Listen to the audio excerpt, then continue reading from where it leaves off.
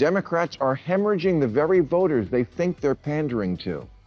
Financial Times writes, Democrats are going backwards faster with voters of color than any other demographic, and suggests the reason is that a less racially divided America is an America where people vote more based on their beliefs than their identity. Exactly. Far-left liberals are living in an old paradigm. Americans don't fit into neat little boxes anymore. Bill Maher went hard at Democrats for turning identity politics into a tool, and the reaction was total chaos. For almost 10 years, the DNC has looked at every issue through identity. Bill Maher says that time is over, and the party needs to change direction before it sinks for good. His criticism didn't just hurt the DNC, it went deep. So go ahead, hit that subscribe button, and let's break it all down. I do give a shit who wins the next election. And outdated racial pandering is one reason Democrats lose elections. When Chuck Schumer and Nancy Pelosi put on kente cloth, I don't think it earned them one vote for their powerful emotional ties to Ghana. Here in California, we're now segregating kidnapping. Really, California doesn't just have Amber Alerts for missing children. We have Ebony Alerts for black children and Feather Alerts for Native American kids. What is that? We look for them by listening on the ground? Bill Maher just delivered a very direct and harsh truth to the DNC leadership. He says old-style racial pandering does not bring in votes for the Democratic Party anymore. In fact, it often backfires. People are tired of what feels like a performance. They see through it quickly, and many end up pulling away feeling more doubtful than before. Real problems get pushed aside by empty gestures, and voters, especially the ones Democrats really need, are no longer convinced. Maher backed this up with an example from his show. He showed a photo of Gavin Newsom and Karen Bass, both kneeling while wearing kente cloth. To many viewers, it looked more like a staged moment than something genuine. It came across as pure performance and felt forced. And it raised one big question that Maher openly asked. What was that moment actually supposed to mean? Because for many people watching, it didn't mean anything at all. Even if you like identity politics, this kind of thing is antiquated. From 2010 to 2020, the number of people identifying as multiracial in America went up 276%. 1 in 5 newlyweds now are in an interracial marriage, and that number goes up to 100% in ads for Subaru.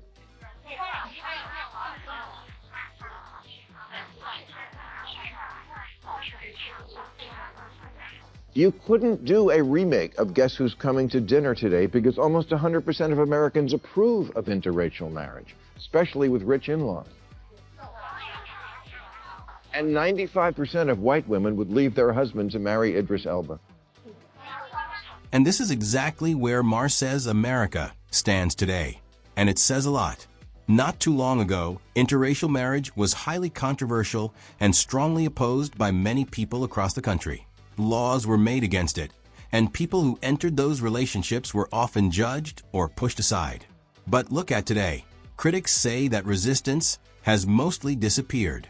Interracial couples are now common everywhere, in neighborhoods, workplaces, on TV, and within families, and most people don't react negatively anymore. America didn't just accept this change, it welcomed it.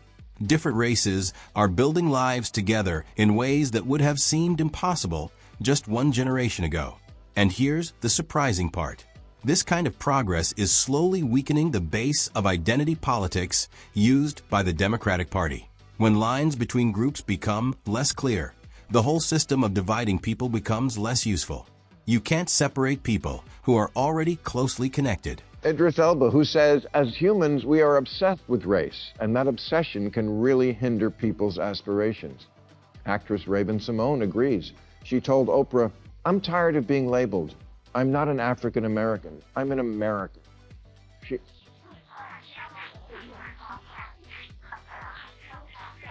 She says, I don't know what country in Africa I'm from. My roots are in Louisiana. This is a difficult truth that many people avoid saying, but it still matters. For many African Americans, it is very hard to trace their family history back to a specific place in Africa. Years of slavery, lost records, and history being erased made it difficult to keep those connections.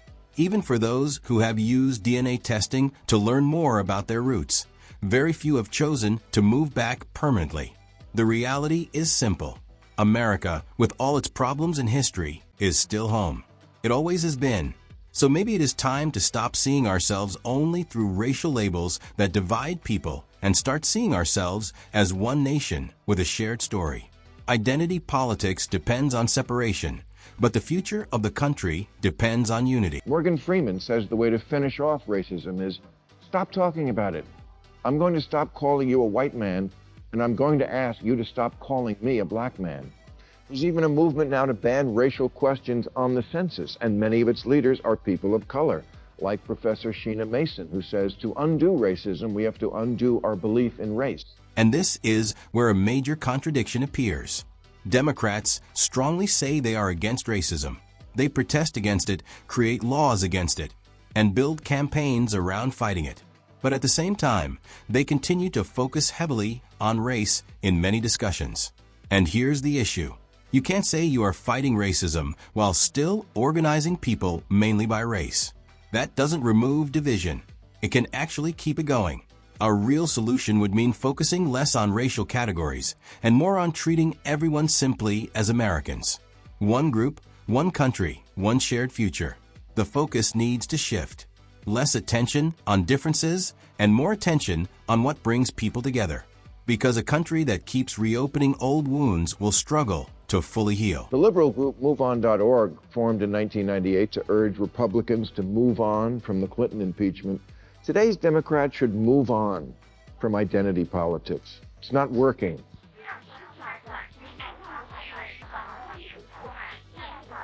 It's not working for them or for us. Democrats are hemorrhaging the very voters they think they're pandering to. The Financial Times writes, Democrats are going backwards faster with voters of color than any other demographic, and suggests the reason is that a less racially divided America is an America where people vote more based on their beliefs than their identity. At the same time, voter behavior in America is changing. Today, most people are not choosing candidates based on race. That way of thinking is slowly fading. What matters more now are everyday issues that affect their lives directly. People are thinking about rising prices, healthcare problems, job security, safety in their communities, and the future of their children. These are the things that matter most. If the Democratic Party wants to rebuild trust and gain support again, it may need to change its approach completely. That means moving away from identity-focused messaging, leaving behind performative actions, and focusing fully on real-life problems people deal with every day. If the thought leaders in the Democratic Party keep encouraging and not rebuking the idea that America is cringe and the people who run Gaza are great, the Democrats are doomed. Alyssa Slotkin's right. Liberals are weak and woke, especially the white ones, and they indulge all sorts of nonsense from their kids, a pattern that then continues on in the Democratic Party. Last election, it was all the gender stuff, the insistence that men can have babies and such. And now I fear that we like the terrorists is the new that. For years, Democrats have followed a clear political strategy.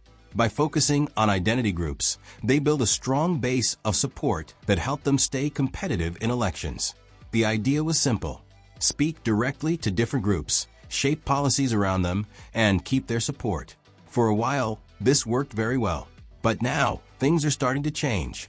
Some voters, especially Black and Hispanic communities, are beginning to notice the pattern.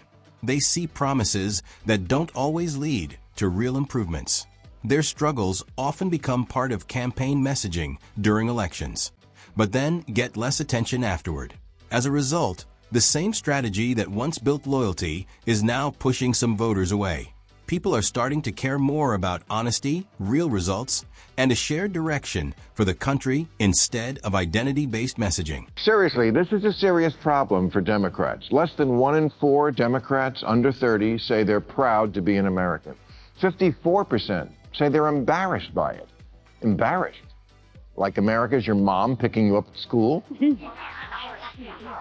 You're embarrassed to be an American? Well, guess what? The feeling's mutual. Because you have no perspective. Is America perfect? No, of course not. No country is. Another issue Maher and others talk about is how some voices on the left can sound very negative about the country itself. This often becomes more noticeable after election losses. Suddenly, America is described as deeply flawed, while other countries are sometimes presented in a more positive way, even if they have serious problems too. But there is a challenge with that approach. It is hard to bring people together while constantly criticizing the country they live in.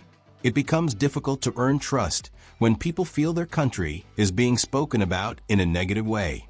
And more voters are starting to notice this difference, even if it is not always clearly discussed.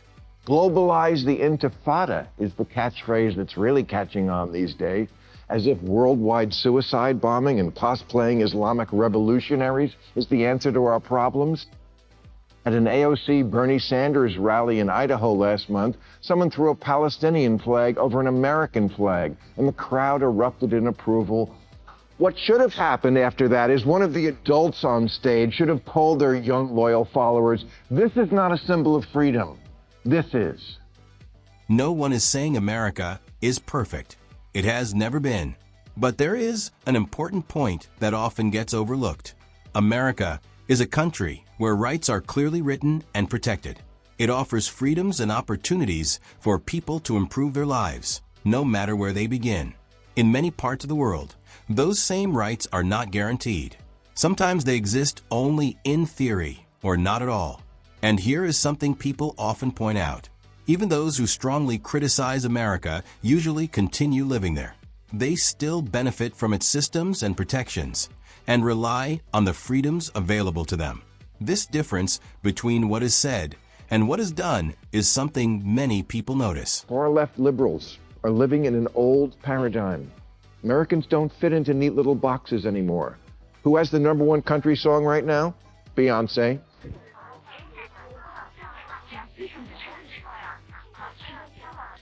Lil Nas X won a country music award, and he's black and gay.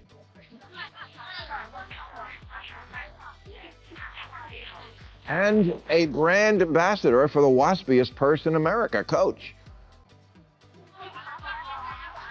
The biggest new star in country is Jelly Roll, who was a drug dealer, then a prisoner, then a rapper, and then a face-tatted country music star. Not to mention a giant middle finger to the idea of staying in your own lane. In the end, Maher's main message is clear. The Democratic Party is at an important turning point. The path forward seems straightforward. Move away from identity politics that separates people into groups. Reduce actions that feel more like performance than real solutions. Stop focusing too much on criticizing the country, and instead pay attention to the real issues people face every day. Voters are more aware now. They are thinking carefully and changing their decisions. The old strategies are not working the same way anymore. The country itself is changing, becoming more connected and more complex, making simple identity-based ideas less effective. At this stage, the choice is simple.